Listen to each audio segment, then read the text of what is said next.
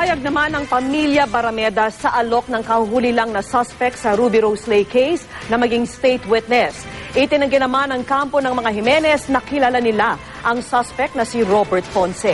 Saksi si Sherry Antores.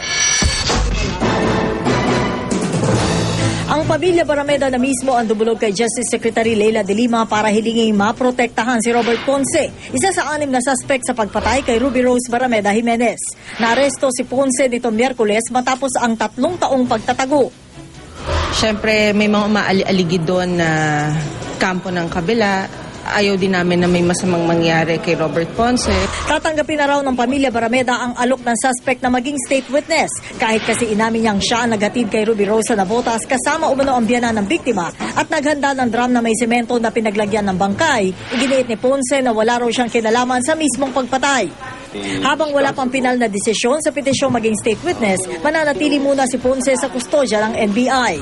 We have to really think about his security, given the fact that the principal accused, the alleged masterminds of that most gruesome murder, are very well-connected people.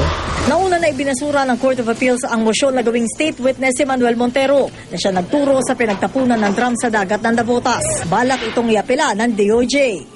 Baka pwedeng mag-proceed because we're talking here of another or of a different accused na dapat ipa-arraign na rin yung accused na yan. Itinanggi naman ng kampo ng mga Jimenez na kilala nila si Ponce. Kaya malabo raw ang aligasyong binigyan nila ito ng 7,000 pisong buwan ng sustento habang nagtatago. Sabi through LBC, pakita mo yung resibo. Oo. Pakita nyo yung resibo. Mag-file kayo yung motion sa husgado. Iginiit din nilang korte mismo ang nag-utos ng hospital arrest sa biyanan ni Ruby Rose na si Atty. Manuel Jimenez Jr. dahil napatunayan umanong may karamdaman nito. Taliwas sa aligasyon ng mga Barameda na nagsasakit-sakitan lang daw ito. Sa 6 na suspect, hinahanap pa rin ang tiyuhin na mister ni Ruby Rose na si Lope Jimenez at ang kanyang driver na si Eric Hernandez. Ako si Sharia Torres, ang iyong saksi.